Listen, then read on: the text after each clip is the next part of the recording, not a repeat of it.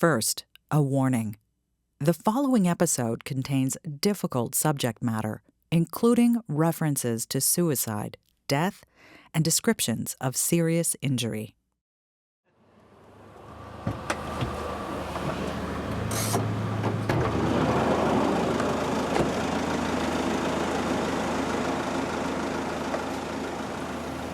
All right, I'm walking down the cobblestones here, and let's see them surrounded by mausoleums. Which one? There it is. De Guzman family. There it is. Michael de Guzman's final resting place. Inside is the tomb of Michael de Guzman.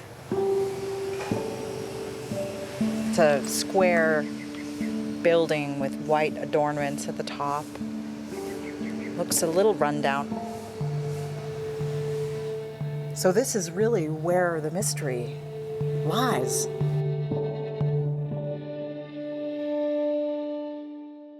The version of events we know about de Guzman's final hours have been told and retold many times.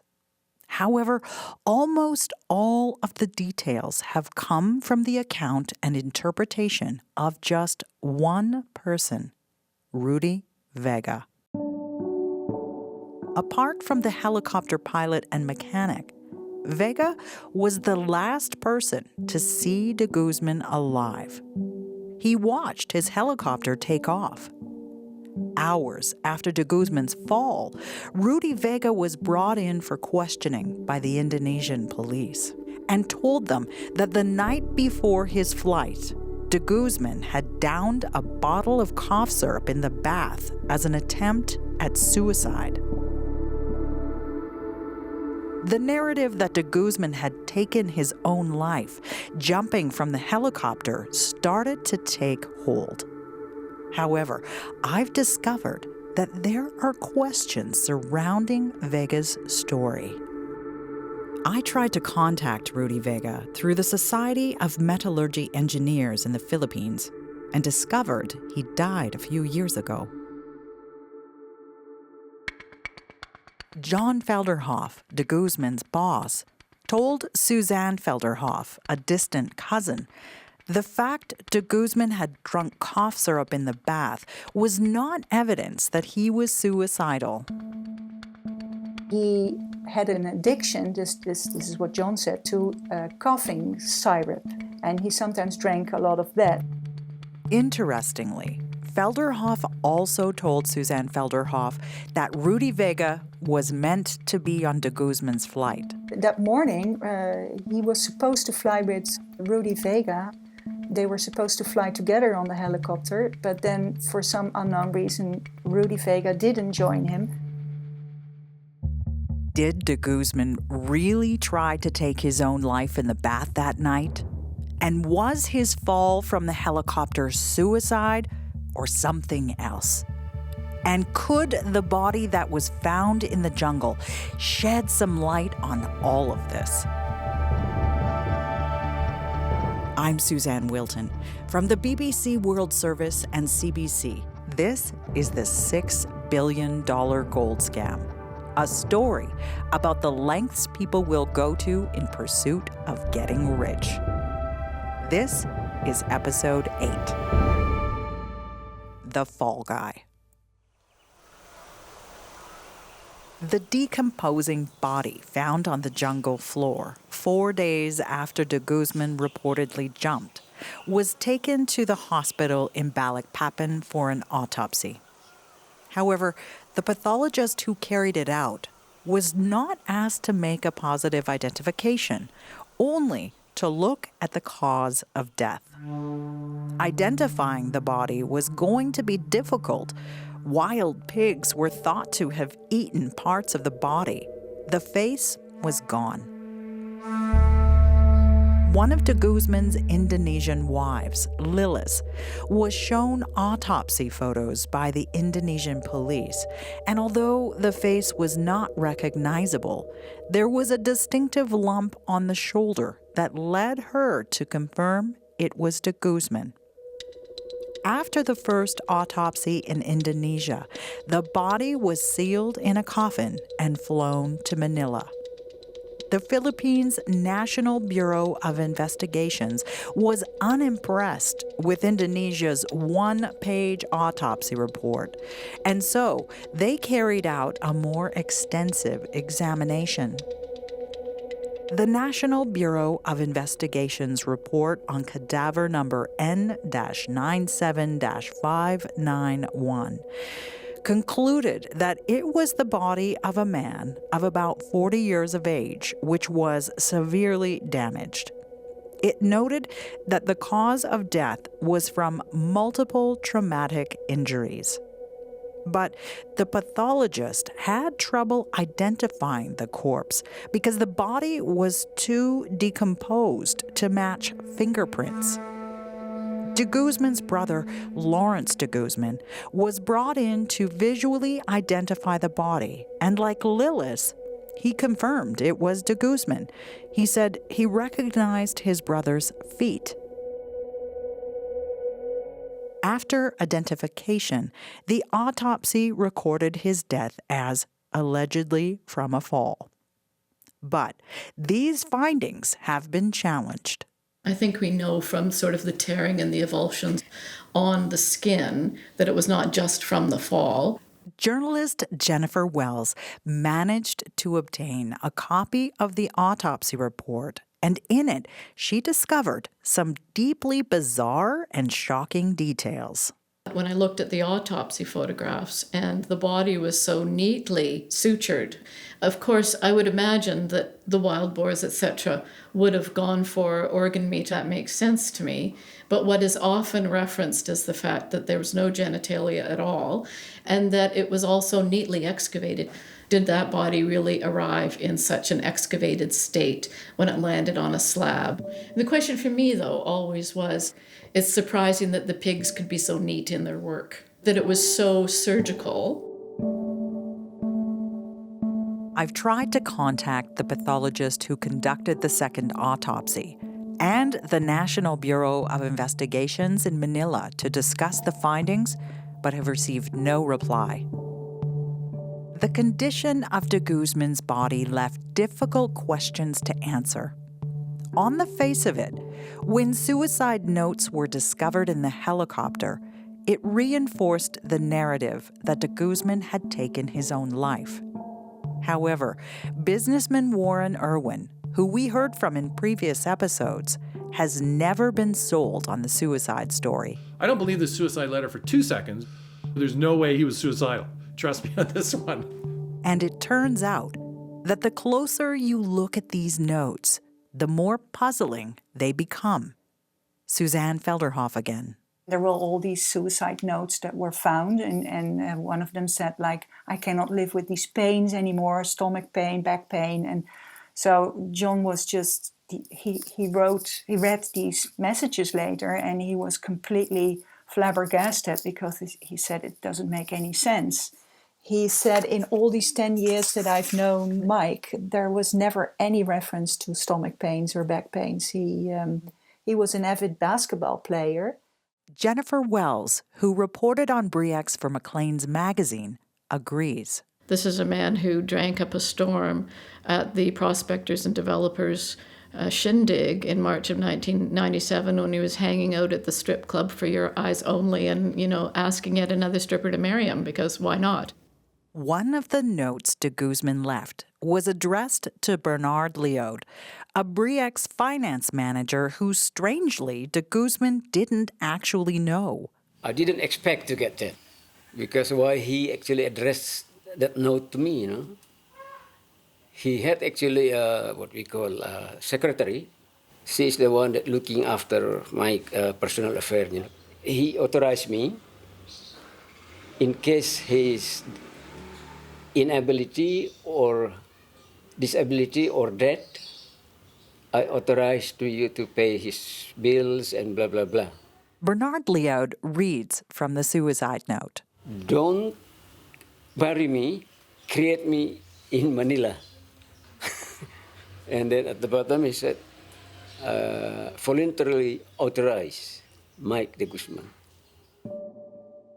According to Suzanne Felderhoff, John Felderhoff questioned whether his geologist de Guzman had even written the suicide notes.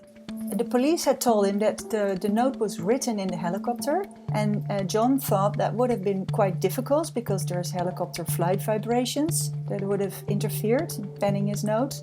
And also that Mike's reading glasses were found in a black briefcase with his carry-on luggage, and he could never have written any notes without these glasses. He never for a second thought that de Guzman committed suicide. So, we have notes that police believe de Guzman wrote when in flight, but seem to have been written with a steady hand. We have de Guzman saying he is going to take his own life due to stomach and back pains, but these ailments didn't seem to get in the way of him enjoying life. Then there is a note written to a man de Guzman hardly knew. And finally, we have de Guzman misspelling the name of one of his wives. I obtained a copy of the suicide note addressed to Bernard Leod, which reads, "Please accompany my body to Manila. Documents for my wife, Teresa. Please hand carry with my passport." But in the note, there is an H after the T, and that's not how de Guzman's wife actually spelled her name. The more you look at the suicide notes, the stranger they become. And there are other questions, too. Jeannie de Guzman had been in a relationship with de Guzman for 8 years and married 2 years before having a son and a daughter. Mike was afraid to drive a car. He can't drive. I was the one who drove. Mike was a timid guy, so how could he jump out of a helicopter? Freeport lawyer Dan Bowman has also struggled to square the accepted story. De Guzman was one of a kind. He was a brilliant person. He struck me as someone who was very, very smart and very, very cunning, and he came up with a very creative idea. In fact, the only person who originally described de Guzman as suicidal is the man who we were told was meant to take the final helicopter flight with him, but didn't, Rudy Vega. An odd choice if he believed de Guzman had already tried to take his own life the evening before the flight.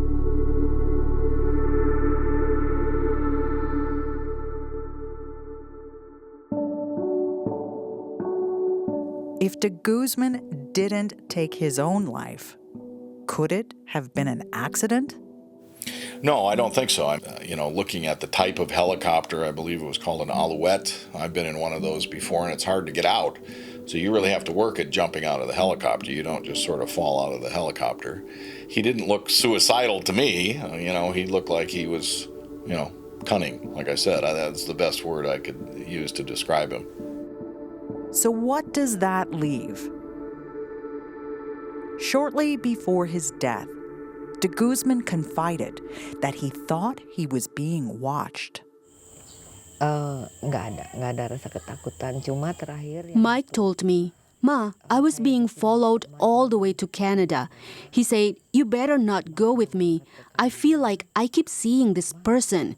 When I was on the plane, I saw this person again." It was for almost 2 months that we were being followed. For John Felderhoff, his thoughts on what had happened to de Guzman were very clear. Suzanne Felderhoff. He thought that Mike de Guzman was murdered. He said if he wanted to commit suicide, which he didn't believe, he said Filipinos don't do that. And de Guzman was also Catholic. They don't do that. And then he turned Muslim. Muslims are not supposed to kill themselves, so religion was against it. I think he spent the rest of his life brooding about this. And here's Freeport lawyer Dan Bowman again. The Bre-X deal caused a lot of losses, including Indonesian interests who had invested money and also political capital in making the transaction happen. So there would have been a lot of people who were very angry about what had happened, and it was clearly intentional. I mean, they mixed the gold in, and that was proved. So there would have been some motive for someone to murder him? I think if anybody was involved in de Guzman's death, it would have been somebody who had a direct financial detriment because of his actions. Obviously, you can't accuse anybody of murder, but I think that he certainly would have been brought to justice had he not fallen out of the helicopter, because he had violated many, many laws in Indonesia, and it was a fraud on the shareholders and the other stakeholders for sure. If de Guzman had made it to his meeting with Dave Potter and Freeport, then perhaps he would have told them about the scam, that there was no gold at Busang. If he'd done that, then it would have put a stop to everything, and Bre-X shares would have become worthless. Bernard Leod, Bre-X's finance officer, remembers that near the end, de Guzman did try to cash in on his remaining shares, but Felderhoff refused. He didn't get approval because at the time he still have about 200,000 shares unexercised. In his salary package, de Guzman had been allocated 200,000 Bre-X shares, but was only allowed to sell them with the agreement from Felderhoff. When he tried to cash that before he jumped. How much before? Just before he jumped. Boarding the helicopter, de Guzman must have known his fate on arrival in Busang. He knew Dave Potter was very close to discovering the scam, and soon the world would know. Moments before takeoff, de Guzman got on the radio and instructed geologist Manny Puspos to hand over a piece of rock for Freeport to test for gold. Manny Puspos was Cesar Puspos's brother and the only geologist left in the Busang site following the Prospectors Conference in Canada. De Guzman said, "Give them what they want. It doesn't matter anymore." Were these the last words from a man who knew he was defeated? A man who was about to come clean? Or a man who was about to end it all?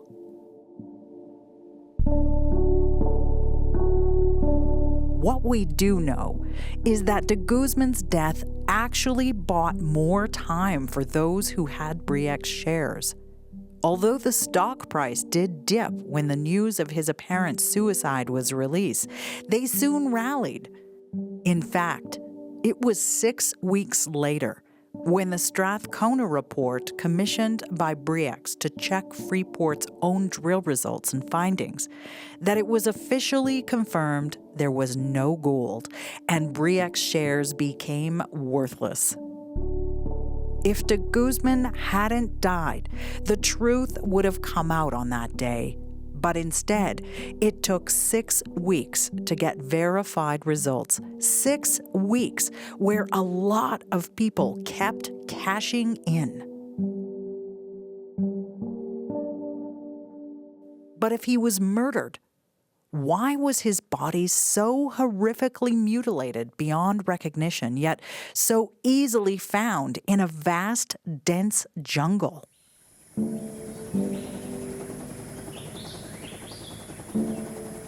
I have serious doubts that de Guzman made the jump. It just doesn't sound right to me. And the pilot, an Air Force pilot, he was new to the job. In fact, as de Guzman was walking across the tarmac at Samarinda Airport, he happened to mention to his wife, Jeannie, that the pilot was new, and so was the crew chief.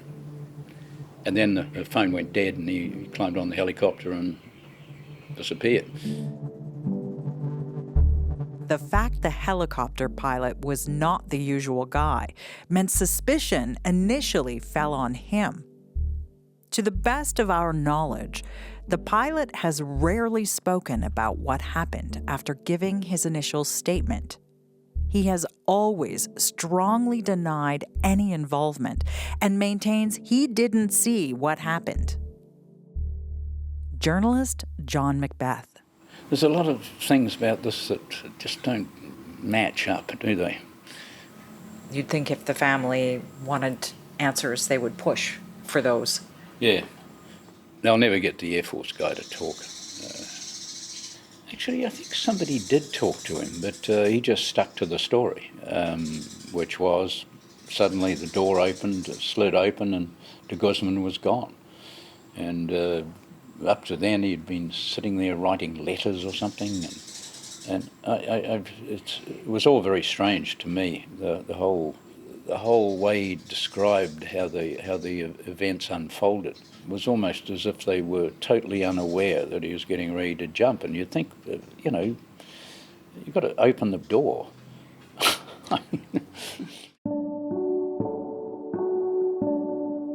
Two separate sources have confirmed Rudy Vega died several years ago, and the pilot and mechanic are not talking, at least not to us. If it's not possible to get any more information from those who were there, perhaps the evidence can tell us something. Which brings us back to de Guzman's body and the autopsy reports. If you look at those again with an open mind about the cause of death, what could you find?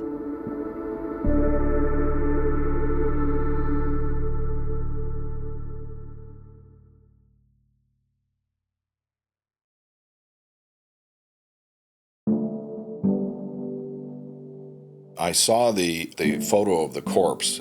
A few days after it was found, Freeport lawyer Dan Bowman was shown close-up photos of the body, and they were gruesome.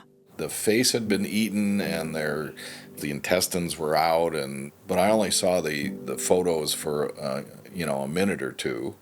It looked like a mush. There have been so many myths and rumors and difficult to tell fact from fiction. Steve Hughes is the guy who worked for Briex. He says that's de Guzman because I saw the tattoo he said he had a butterfly tattoo or something on his left arm. I did not see that in the pictures.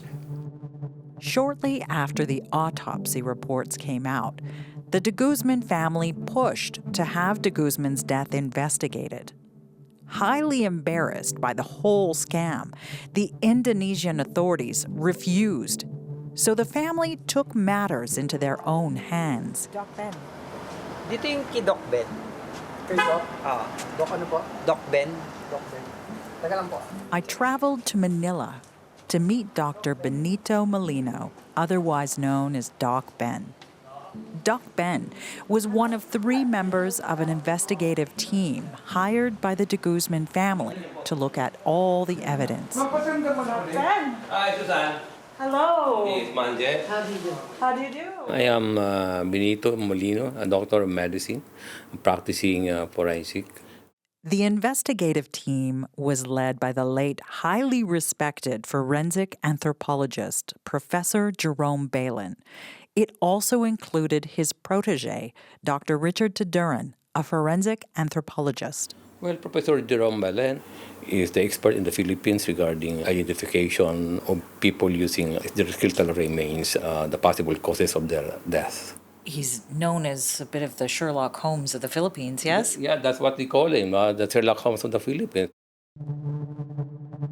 Doc Ben described the condition of de Guzman's body. To warn you, it is graphic, but it could be relevant to the cause of death. He was found 4 days later with all his internal scan, the pedis of the scrotum gland, with broken bones. And what were the family's suspicions at the time? Well, at the time, the suspicion of the family is that she might have been killed. First of all, do you know any wild animals that ate only the internals? This should be a choosy animals that they will only eat the internals and the scrotum and the penis. So for us, that's something impossible.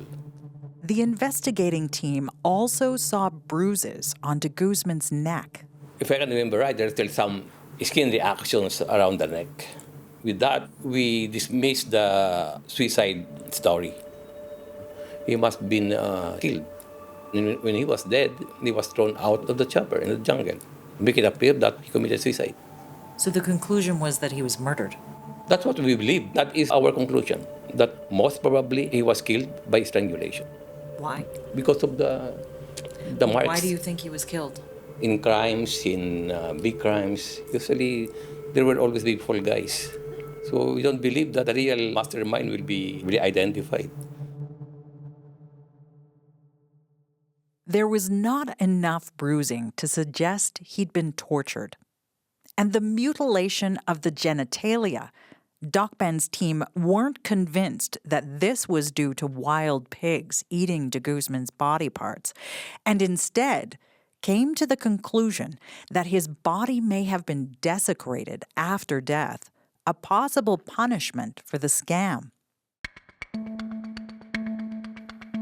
In the report presented to the de Guzman family, they also analyzed the suicide notes and why they might have seemed to contain so many contradictions.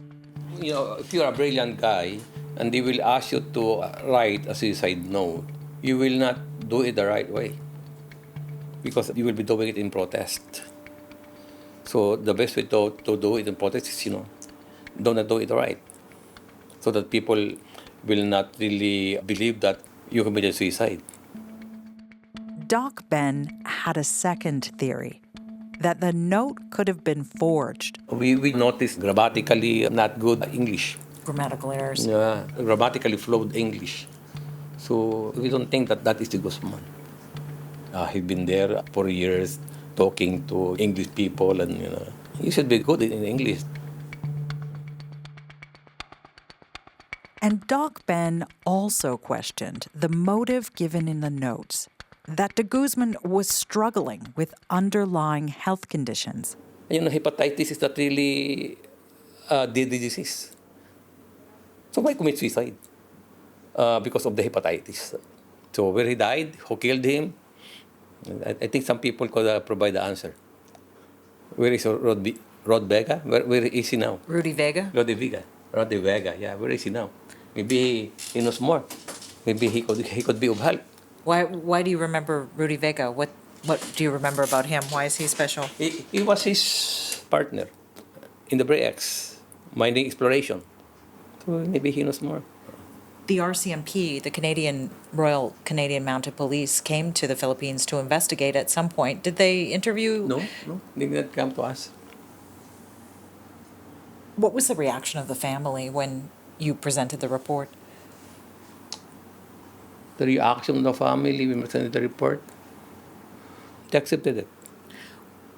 If their brother was murdered, though, why didn't they push for further investigation? I can't answer that for them. Maybe it happened in Indonesia. They are in the Philippines.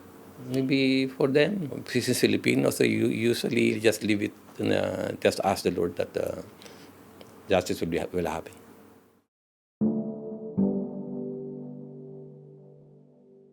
In 2007, Jojo de Guzman, Michael de Guzman's brother, agreed to speak with me for a newspaper report I was writing about BRICS.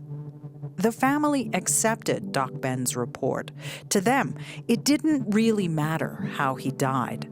They just wanted to remember de Guzman as a father and a son. This made journalist Jennifer Wells suspicious. See, the skeptical journalist in me finds that very interesting. Why?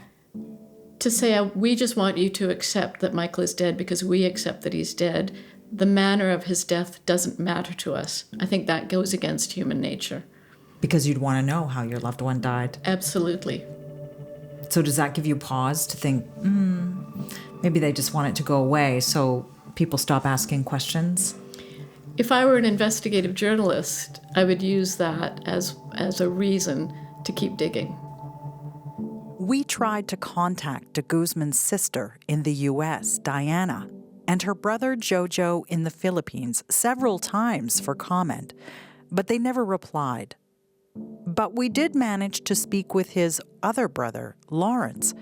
However, after consulting with Diana, Jojo, and his other siblings, he decided not to speak with me.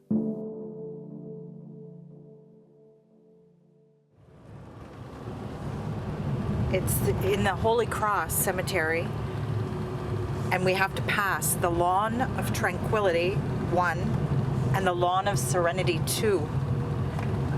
The tomb is in the Estate of Peace, 3. Does that help? Phase 3? I traveled back to de Guzman's tomb in Quezon City, Manila. The cemetery is the size of a small village with roads crisscrossing well-manicured lawns. On one side of the cemetery are graves, but on the other side are what look like small, boxy houses where the wealthy have been able to build family tombs with ornate gates and steps leading up to glass frontages. This time I was with Dr. Taduran, who worked alongside Doc Ben. He thinks the autopsies may have been missing something. Something's not adding up based on previous descriptions of the body, because if someone is dead for like 4 days, it shouldn't be in an advanced state of decomposition. But based on the description of the Indonesian doctor, it was in an advanced state of decomposition. How do we even know the body is male if the genitals were removed, let alone if it was Michael de Guzman? De Guzman's wife, Lilis, had identified him, but given the condition of the body, it would have been hard to do so from photos. Maybe she was mistaken. De Guzman's brother, Lawrence de Guzman, also gave a positive identification. He said he recognized the feet. I decided to contact the family one last time while in Manila to see if they'd meet with me. Lawrence told me his family didn't want to speak because, as he put it, they'd like to let sleeping dogs lie.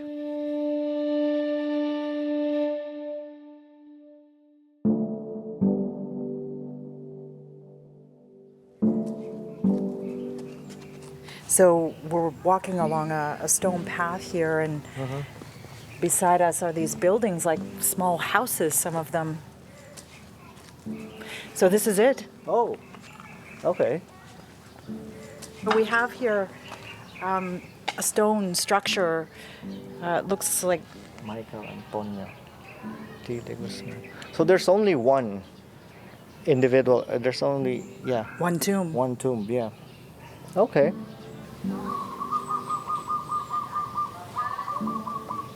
It looks like it's abandoned.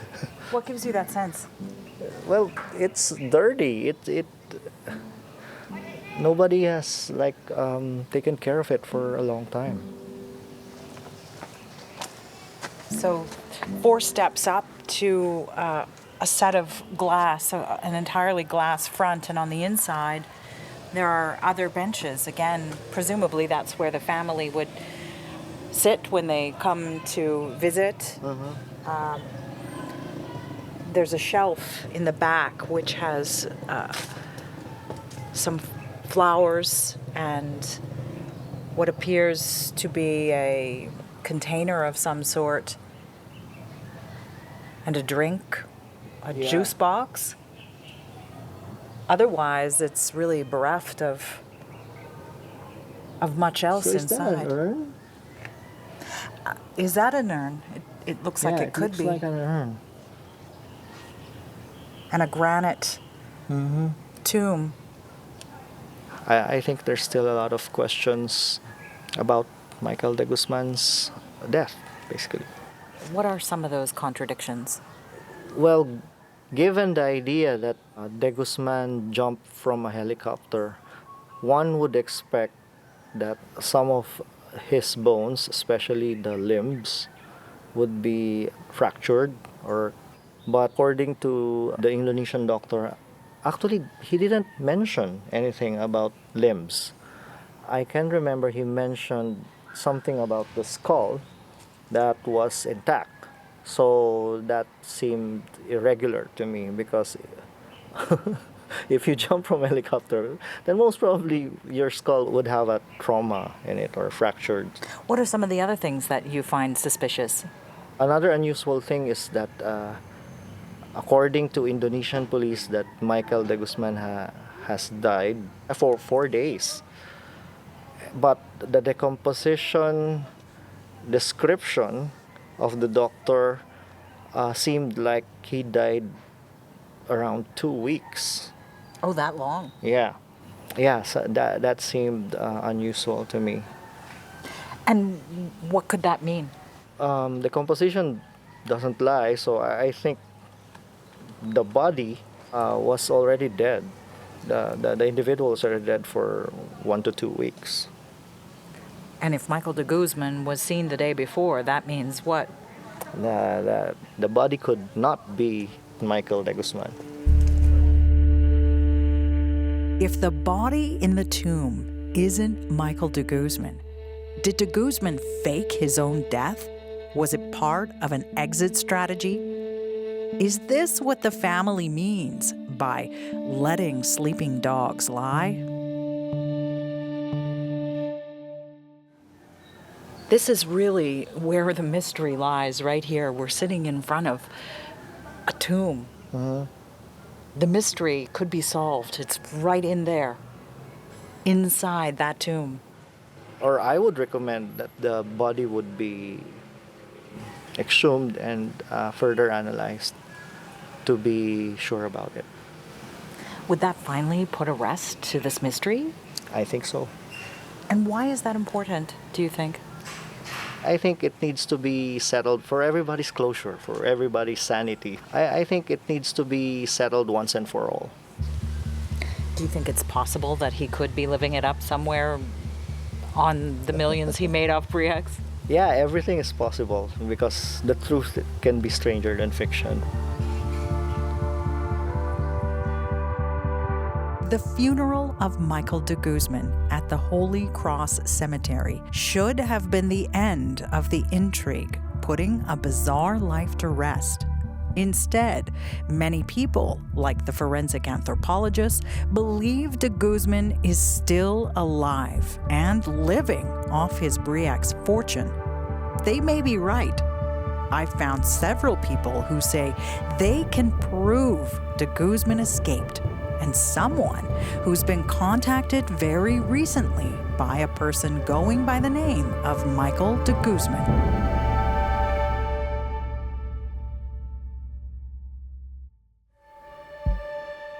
In the final episode of the $6 billion gold scam, I meet a former CIA agent assigned to put surveillance on Michael de Guzman. My government work, I've seen coups and evacuations, but I've never seen something as intriguing as this. And learn about suspicious cargo brought aboard de Guzman's helicopter. What do you think this cargo was? I think it was a body. And things get even wilder as Michael de Guzman's wife makes a startling revelation. We were sitting there at lunch at the Damawangsa Hotel, I remember, and suddenly in the middle of the lunch, she dropped this bombshell on us. The $6 billion gold scam is produced by BBC Scotland Productions for the BBC World Service and CBC. I'm Suzanne Wilton. Our lead producer is Kate Bissell. Producers Anna Miles, Mark Rickards. Story consultant Jack Kibble-White. Music and sound design by Hannes Brown. Additional sound design and audio mix by Joel Cox. Executive editor Heather Kane-Darling. At CBC, Veronica Simmons and Willow Smith are senior producers. Chris Oak is executive producer. Cecil Fernandez is executive producer. And Arif Noorani is the director. at the BBC World Service. Ann Dixie is senior podcast producer. And John Manell is the podcast commissioning editor. Thanks for listening.